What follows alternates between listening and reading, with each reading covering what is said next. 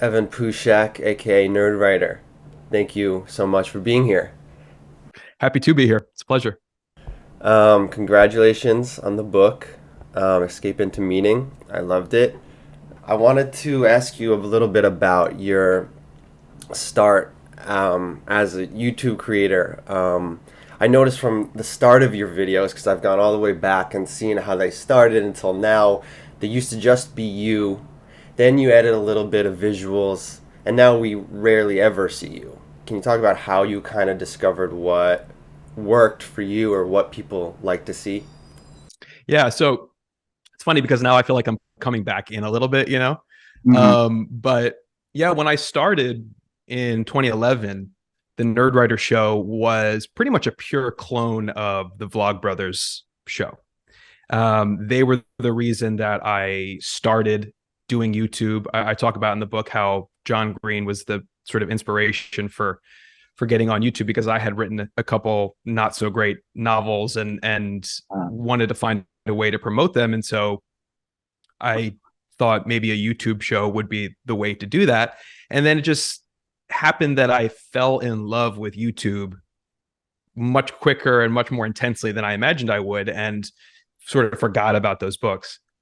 And so at the beginning, I was doing that kind of jump cut style of vlog that I think sort of Zay Frank sort of pioneered, and then John and Hank really were the sort of leading lights of that style. And I was making a video every week.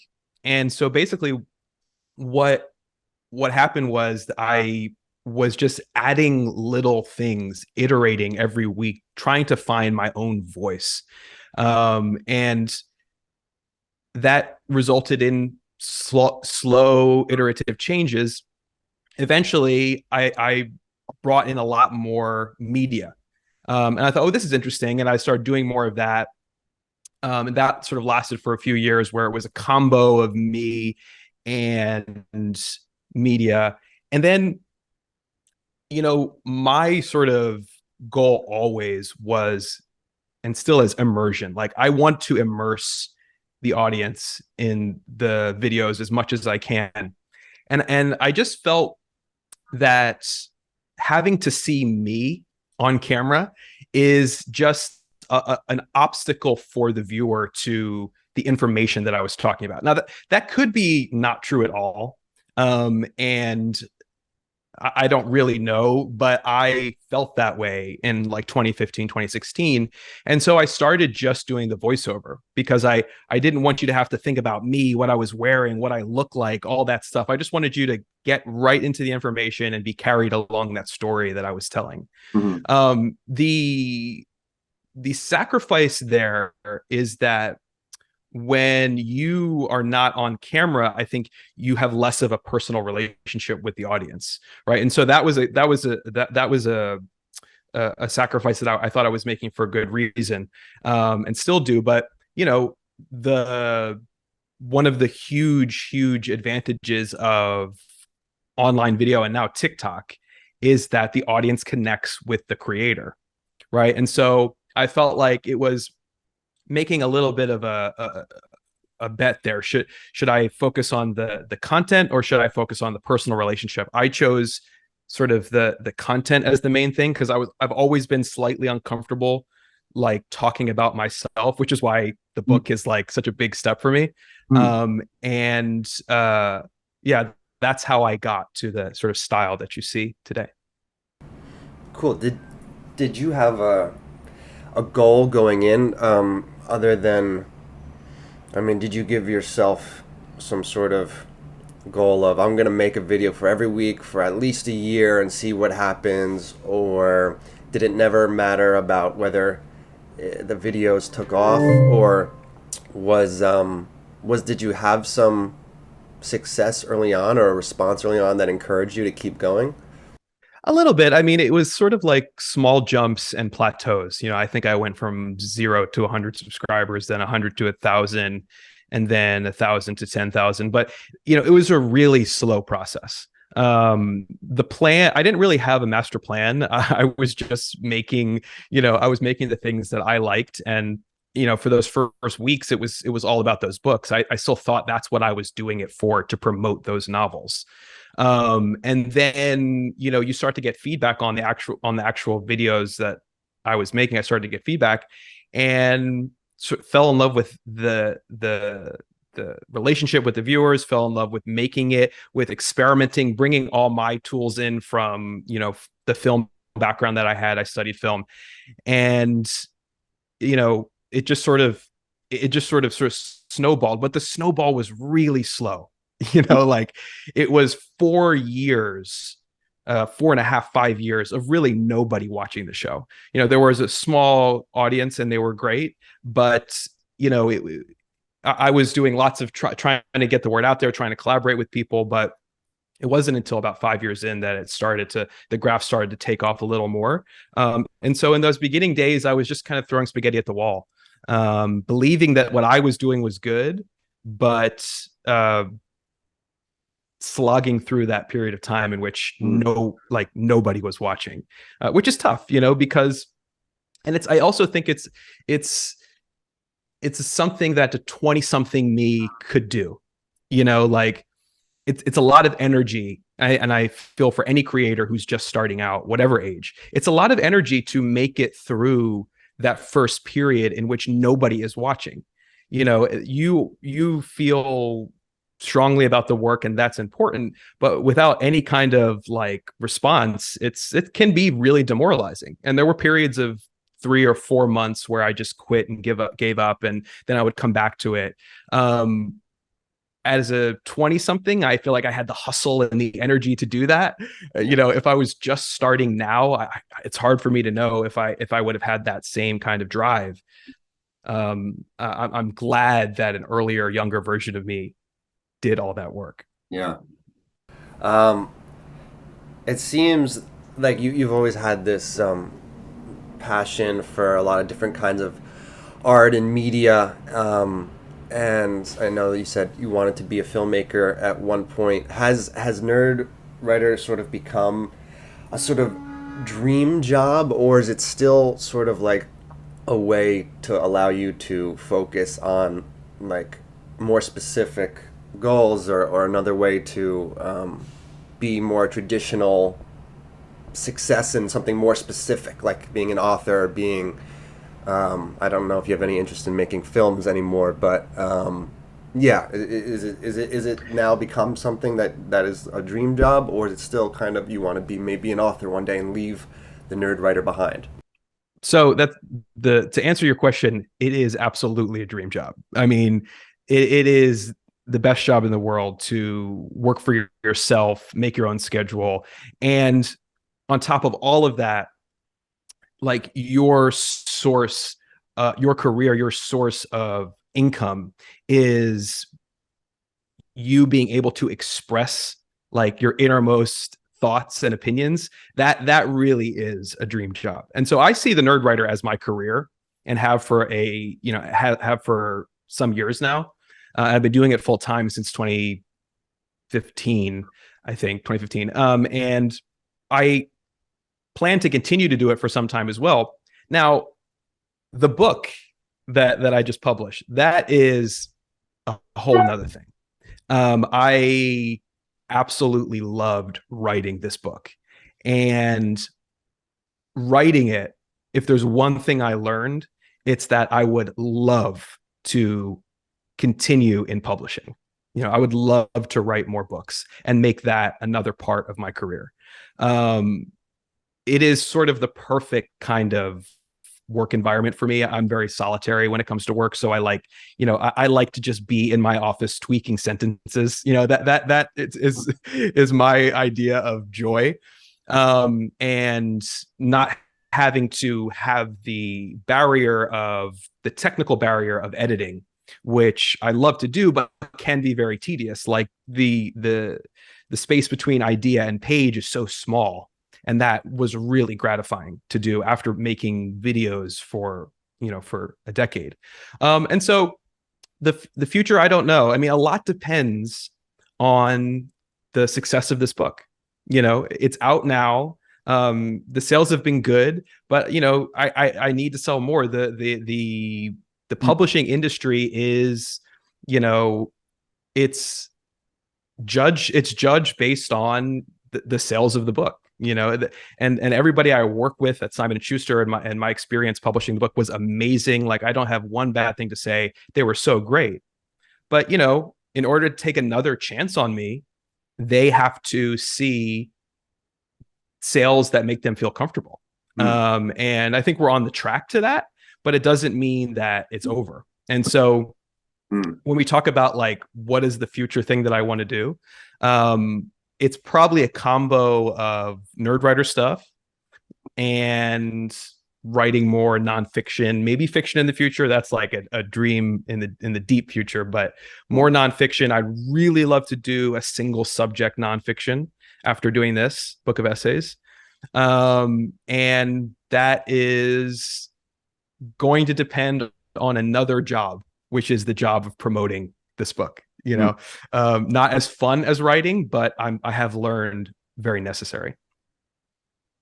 You mentioned that the book was like a big step for you in terms of getting a little more personal. It's funny.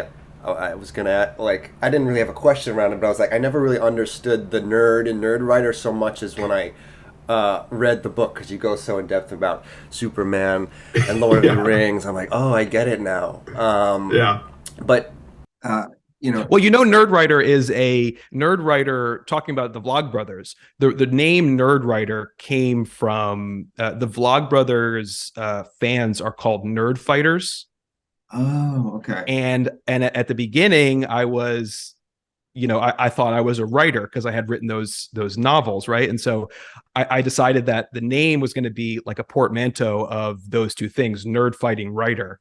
That's how I came up with Nerdwriter, and it just sort of took on its own life after that. So you talk about how it was a little more like of a step because it's more personal, and in your first essay, you talk about Emerson's magic, and you talk about reading this passage that gave you the confidence to express your own thoughts and opinions. So what was your process like of learning to trust yourself enough to put out your perspective into the world for everyone to see? Was it as sudden as you read this passage and then you had the realization and then you had less trouble doing that, or was it more of a slow grind? Well, I think it was organic, because when I set out to write the book and pitched it, and we sold the idea, essentially the 11 essays in the book are my biggest obsessions, right? If I was going to do something on, in the realm of 5,000 words each, which is, many times longer than Nerdwriter video scripts, it was going to have to be stuff that I really, really cared about. And I had these obsessions that I had never really turned into Nerdwriter videos over the years. And I didn't plan on the book being so personal, but in retrospect, I see that it was inevitable, because when you're writing about the things that you care about most, when you're writing about your biggest obsessions, you are writing about yourself, whether or not you put the word I in the essay, right? And so it was more that I started to write about Emerson, who obviously I love, and it would just be a futile exercise if I didn't put in the story of how I came to him and what he meant to me in college when I found the book of essays. And so when I started going down that road, it was scary, but I said to myself, let's just see where this goes. Let's just write it. It's the first draft. It can all be changed later if I'm not comfortable with it. And what I found was that the personal stuff was so, essential to the writing. And it was actually, I think, really, really important for me to say. And then it just started happening again and again with each essay. And then all the essays started to sort of interweave, because when you talk about, not only are you talking about yourself when you're talking about your biggest obsessions, but when you're talking about all your biggest obsessions in one place, you're necessarily writing a kind of autobiography of who you are, or you're writing a mission statement about your beliefs and who you see yourself as. And so two things that I didn't expect was it being so personal and it being much more thematically connected. Those are things that I found out in the writing process. And then when it was over, when I finished the book and finished the draft, it would have been silly for me to take that stuff out. And then the flip side of this, or the result of this, is that the responses I've got from the book that are the strongest, like as in the most personal responses I've gotten to the book, are about the personal things I put into the book. And it's this Emerson again. It all comes back to Emerson. There's this quote that I have in the book, which is that the privatest, most secretest presentiment the writer finds is actually the most universally true. The deeper you go, the more universal it gets most of the time. And so many things that I learned from Emerson bore out in the writing of the book and the response to the book. And that was gratifying and rewarding and worth the vulnerability, I think. Yeah, I absolutely love that quote, and I completely agree with that. And it applies to so many things. I mean, you talk about it in comedy, you talk about it in writing in any capacity. And you talk about another thing in that you talk about you wanted to excavate the secrets of your mind and see if others recognize them. And I was going to ask, I mean, you just kind of gave an example, but I mean, are there other rewarding examples that you were either particularly surprised to see, whether in the book or in a video, that you were able to dig up about either yourself or something that you realized and wrote down or put in a video that people really resonated? Well, one big one, and this was probably the rawest I get in the book. It's in Write a Book, the last essay.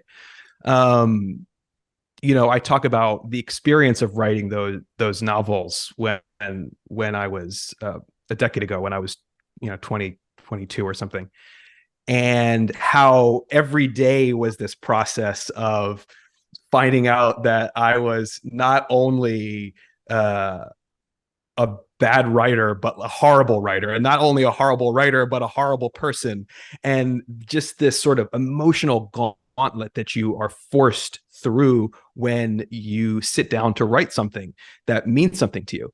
And I have gotten so many responses of people saying that, that is a expression of what I feel. It is a kind of a cruel game that your mind plays with you. And to know that others are going through that same thing, I think is helpful. I don't know in the moment that it helps, but it's been so wonderful to hear people see themselves in that. Because that's tough to go through. It's also tough to admit. I say that one of the things that my mind kept throwing at me was, you don't really want to write. You just want to have written a book. You don't want to actually do the work. You want to be a writer with a capital W. And that's the type of thing that can get in your head and just sort of poison everything. And the actual result, the actual upshot of that is that you don't write, and that is what your mental antagonist is always trying to do behind the scenes, just get you to stop working, and the truth is that, if I look at it objectively in any way, I did the work. I wrote the book, and so it wasn't like there was truth in that, but it is extremely persuasive in the moment. Mm. Your self-criticism. Mm-hmm. And the great lesson from writing that novel, which I put into practice writing this one, was that if you can take a bird's eye view on these things that are happening in your head, you can allow yourself to not get waylaid by self-doubt. And if you just put the pen down and pick up again and start where you left off, eventually you will look back over your work and be satisfied with it.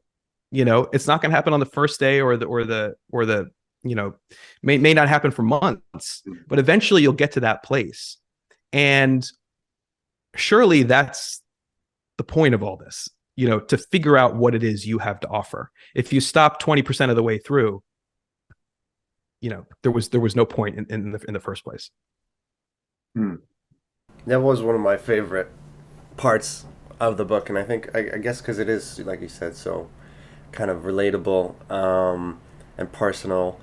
And you mentioned that these were like the main your biggest passions. Were these always kind of the obvious things to write about, or how challenging was it to commit to picking the ideas? And again, not just for the book, like how do you commit to taking the time, all right, a week of my time or more, to really focus on this idea that I don't know if you ever spend a week trying to make a video or write an essay and just realize it's not working. So how do you know when you have the thing, like, all right, I'm going to go with it?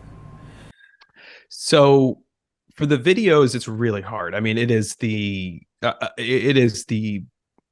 by far hardest part of the process, ideas. One of the things was that when I found a sizable audience, I started to feel much more responsibility. I saw that people were looking at me more as a primary source instead of a secondary source. And so I felt like I just felt less comfortable with just commenting on what everyone else was commenting on or doing my take on it. And so what I wanted to find were these things that you aren't necessarily thinking about, but that once you hear me talking about it, it feels relevant, which is a really narrow category and hard to figure out. And I still have issues with that, trying to find idea topics for the videos, and many times have gone through, research and even up to the script, through the script writing, and then just threw it away because it wasn't working. So that definitely happens. For the book, it was, and I've talked about this before, but like for the show, I was always trying to make it so visual. Visual was the thing, like make it deserve to be on YouTube. And because I did that, there were several things that I put aside over the years that I just thought weren't right for the Nerdwriter, but some of them, probably, 11 of them, they really stuck with me. And they're all to do with these things that have been in my life forever. Superman, Lord of the Rings, public benches, the anxieties of being a voter, things like that. And so those ideas, because I have literally just been like mulling them over for a decade, I knew they were rich, like they were rich enough that I would find something there. Maybe it wouldn't be exactly what I thought it was, but they were original ideas. I mean, that is actually, I think we all only get like a handful of original, like really rich original ideas, and now I'm in the process of finding new ones because I used them all up in this book, so I knew there was enough there in these things. And when I pitched the book to publishers, we pitched them each as a 1 paragraph sort of summary, which was essentially just a placeholder. Like it was, might be what it could look like, but I felt confident because I knew there was something there. I knew there was something I had this like thing about Seinfeld, like I just couldn't put my finger on it, but I always kept coming back. He explained things in this way that felt like a third option, like not A, not B, but something and I just knew there was something there, And then Lord of the Rings, it was, why do I feel this way about sacred objects? It was always sacred objects in Lord of the Rings. What is that? And what am I feeling? What is this? I knew there was something there because I just couldn't let it go, and so for the book, I felt much more confident that the ideas were sound. For the videos, it's harder, because I'm coming up with them as I go. What was the pitch like for Ode to Public Benches? Because, when I look at that title, I'm like, Ode to Public Benches? This sounds boring. But then I'm in the essay and I'm learning about how the layout of city planning has such a big influence on our mental health and well-being. And that to me felt like a uniquely kind of original argument by you, and I that's what I kind of love. I felt like you sneakily taught us something that seemed like, where is this going? And I kind of always, that's what I loved about the book, is like you kind of don't know where it's going when you start the chapter or the essay, but you just know you're gonna end up in good hands. It's gonna be something interesting. But yeah, so what did the public benches look like? Thank you for saying that, first of all. I think part of the reason that it might feel that way to people, like you're saying, is because I didn't know.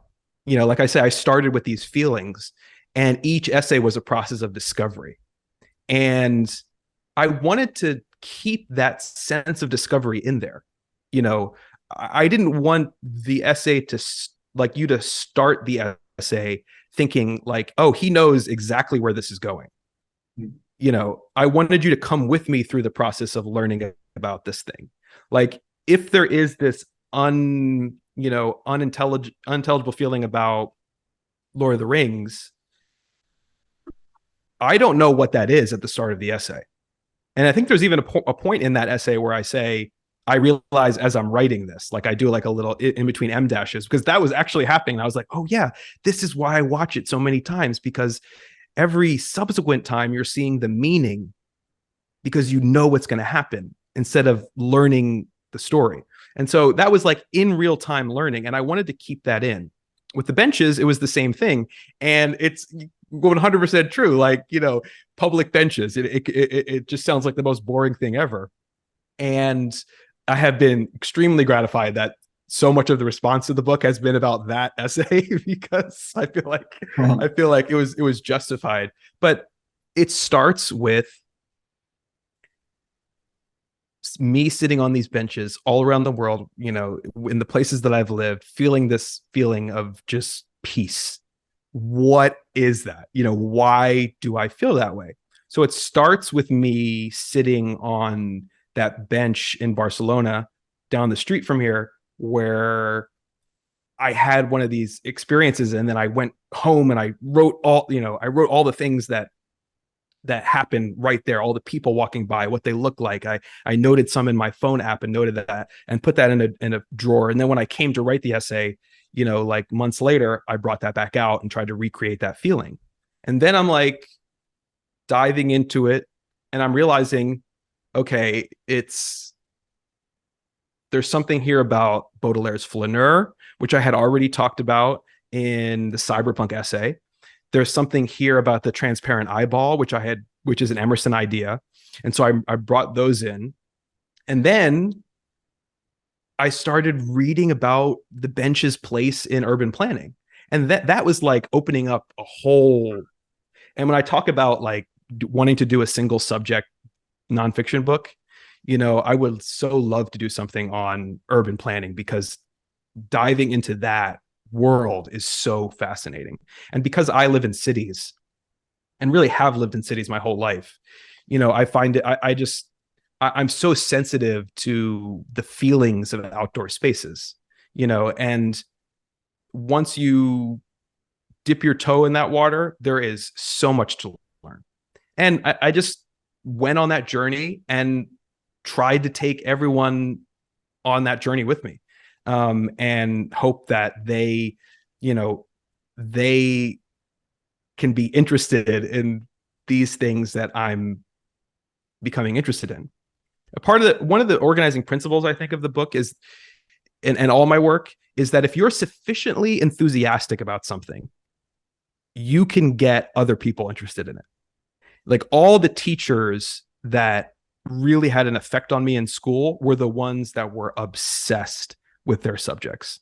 I say in the book that I declared an archaeology minor because of one guy. That wasn't on my radar. I never thought about archaeology ever, but he made it so, he was so, obsessed with it that I was just drawn through his enthusiasm to the subject.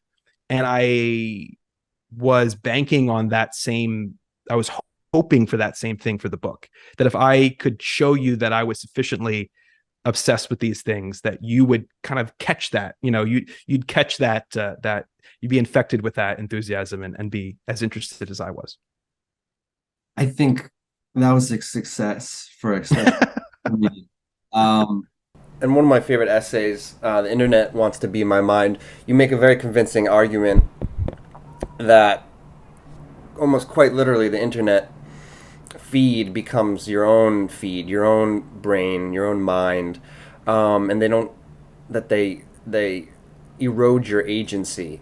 They don't give you breaks to reflect, and if you're a creative person, and if you're always an input, it doesn't give you the time to invent, which I love that line. So I wanted to know, in the average day for Evan Puschak, how do you choose to spend your time? What do you choose to ingest and reflect on? And what do you maybe wish you took more time to do or to think about? Or where you ever have something that you're always beating yourself up that you don't do more of? How do you like go about your day in order to, like you said, where you choose to put stuff in your phone app to remember to think about an essay later, or read a Shakespeare sonnet, or how does that all work? So I'd love to say that I am just so perfectly organized that I'm like a productivity machine, but that would just be a flat out lie, because I struggle in the ways that I describe in that essay. The essay is kind of, it's kind of pessimistic, I think, and the final piece of it is supposed to be a little bit scary, where essentially all the great sort of safeguards I put in place to do the things I'm talking about, which is make some mental free time for yourself, nothing time, where you're not being an input of the internet feeds. All those things I had put in place, the sitting in a chair for 45 minutes, it was the victim of backsliding. And that is, I think, my overall experience. It's like this, like I'll be good for a while, and then the internet will find its way back into my life. Twitter will magically get re-downloaded on my phone, or TikTok, any of these things that are attention suckers. And before you know it, you look up and it's your whole day, and then what usually happens with me is that it gets to like a fever pitch, it gets to a rock bottom of some kind, and I freak out, and then delete all the apps, and and then it goes back and forth and back and forth. I wish I had a better system for it. When it's going good, one thing I think helps is that when I get books into my life, you know, when the internet is like, when I'm at the worst part of that graph, I don't tend to read books Hmm. because it's like all internet stuff. You know, I don't take the breaks. The attention span shrinks. When I start reading at a better pace, you know, which also goes like this, I find that those usually correlate with times that are more productive and less chaotic in that way, which is interesting because reading a book is, you still are being an input. You know, you are being an input for the media in the book, but it's not so, you know, like a book, it's not so aggressive on your mind as TikTok is. Hmm. And you can stop in the middle of a paragraph and look up and just let your mind wander. I do that a lot, actually. Like this morning, I was out on a bench, on a public bench, drinking a coffee with Patricia Highsmith, Deep Water, Thriller, and you know, I just found myself zoning out, and I just let it happen. You know, I closed the book and just sort of sat there and thought about stuff, and Hmm.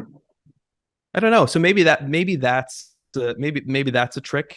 Read more books. Hmm. You know, that's one thing that helps me. But you know, like everybody, I struggle with my attention.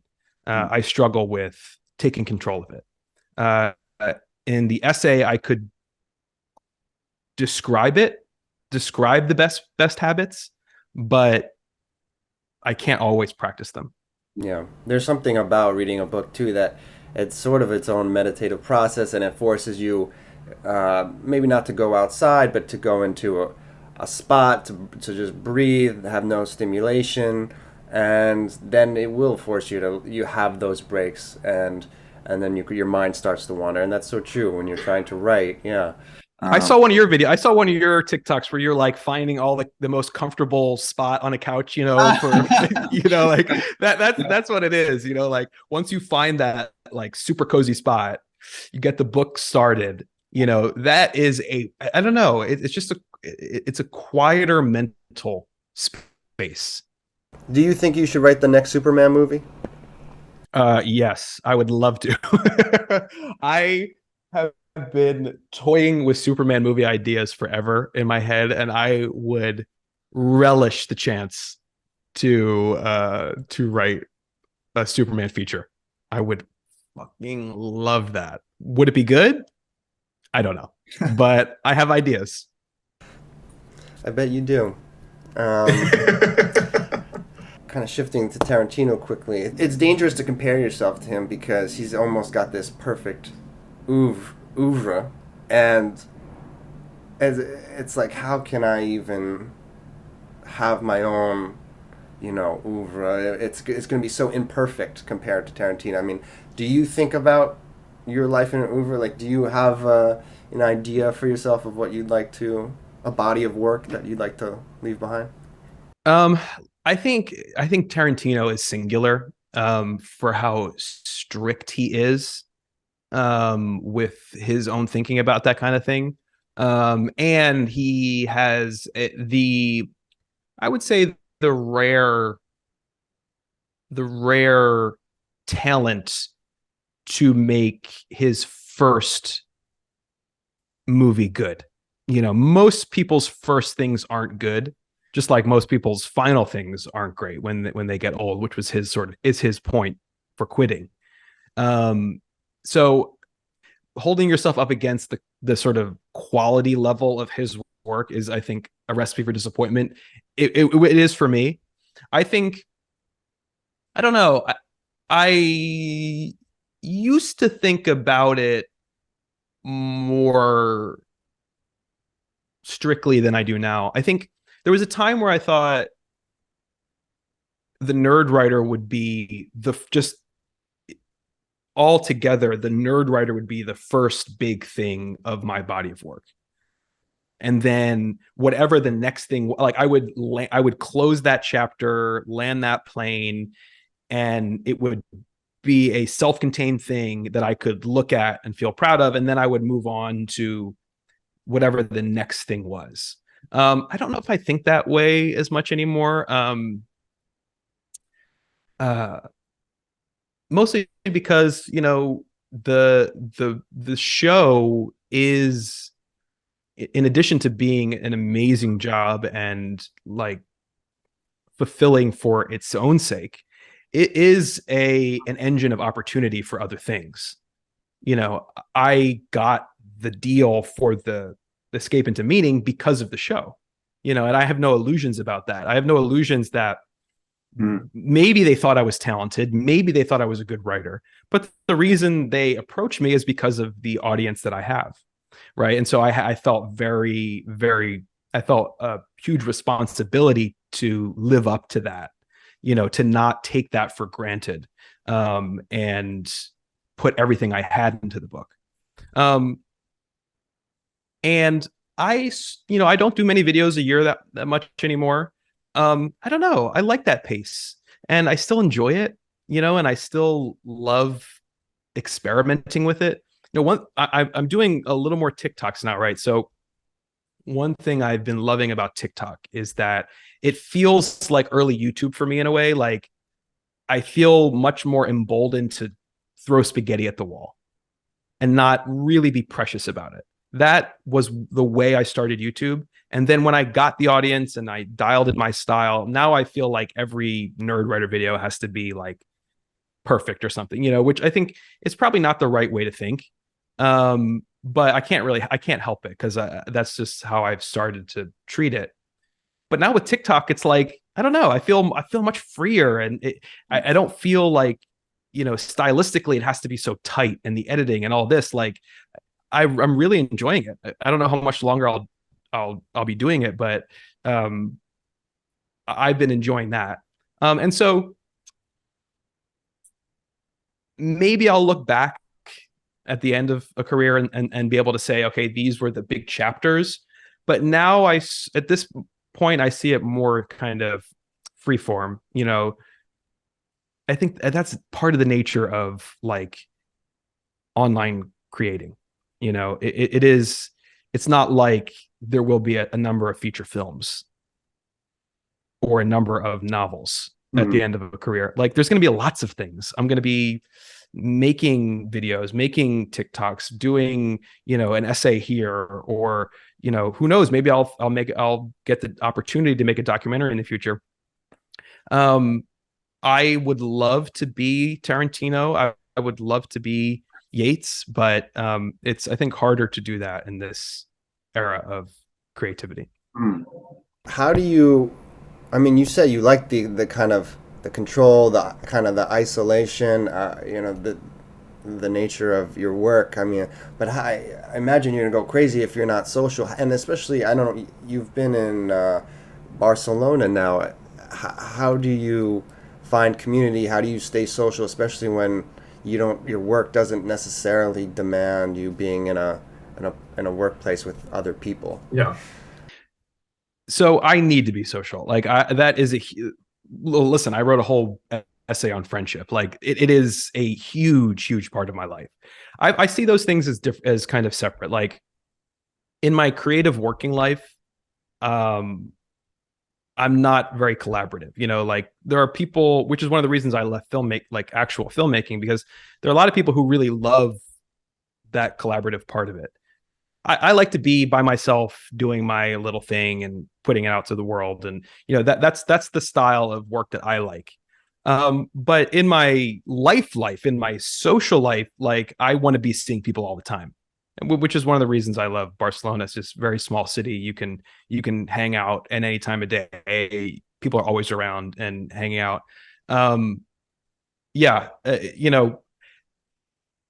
Like my wife, for example, she would get cooped up, I think, if she had to work by herself. Like she likes working in teams. There are a lot of people like that. I'm fine with doing my thing for, part of the day and then calling somebody up and going to get a drink or something, but I need to see, like, it is therapeutic for me. Very, it's rejuvenating to me to be with people. Mm. And so I always, if I go, it happens, especially like video weeks, like the weeks where the video is really having to come down to the wire. Mm. I pretty much disappear, and I emerge from that feeling like not great. I'm wanting to see people. Like, if I go too long without seeing my friends, then it's depressing. Hmm. Okay, and finally, do you have any advice for young people who, whether they want to get into creating on YouTube or TikTok, or maybe not, maybe they're a completely different profession. I mean, do you have advice that about getting started now, or whether they should consider it to promote their work? Or I mean, what would you do if you were starting now? Yeah. I think a lot has changed in terms of the social media landscape since 2011, but a lot is still very similar. Um, I think the key thing for me, and I hope for other people as well, is that you should be prepared to spend years working without much like reward. There will be, you could be one of those people who is viral right away and then you're off to the races or whatever. But if you're in this world of online creation, if you can hunker down for a year, 2 years, 3 years, and you have the stamina for that, then I think you'll probably be in good shape. You know, making things that you believe in, feeling strongly about your work. Eventually, it will ping. If it's good, it will ping pong around the internet. Eventually, it will find purchase. Eventually, it will find an audience. And then once there's a little bit of an audience, that's self-reinforcing, and it will grow from there. But it might not happen for a few years. And then the second piece of advice is what I was just talking about, which is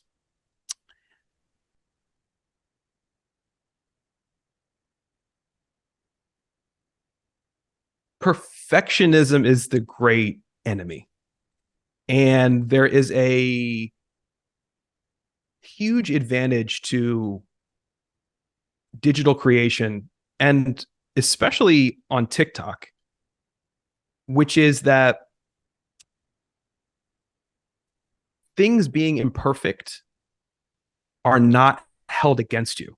You know, it doesn't have to be this polished professional thing. In fact, in a lot of cases that people rebel against that. There is a space in online creation for throwing spaghetti at the wall that you just couldn't have done in eras past, and so take advantage of that, because when you finish, and finishing is the key, finish anything, a small TikTok or a video or a novel. When you finish, you can diagnose what you didn't like about it and then improve on the next one. If you never finish in service of some idea of perfection, you will never be able to do that. You'll never be able to respond to the thing you did. And that is the only way to get better. So take advantage of the perpetual motion machine of finishing things. Because as soon as you finish something, as soon as you put something out in the world and it's public, you will want to make something better than that, especially at the beginning. And so you'll do it. And, eventually, the iteration will be such that you'll get to a place where you feel like you have some proficiency.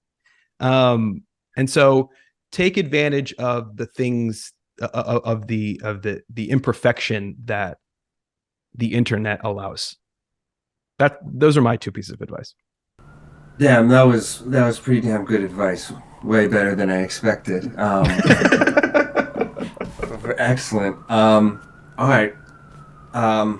Evan Puschak, thank you so much for taking the time to do this. This is, like I said before, I've been a huge fan of you. You've been an influence on how I even now started to put out content a little bit. I try to add some of your elements, you really have encouraged me to, like you said, your thing of taking something that's not necessarily thought about before or might seem interesting and dragging people into that and getting them interested in it. Now when I see public benches, now I'm always thinking of your essay.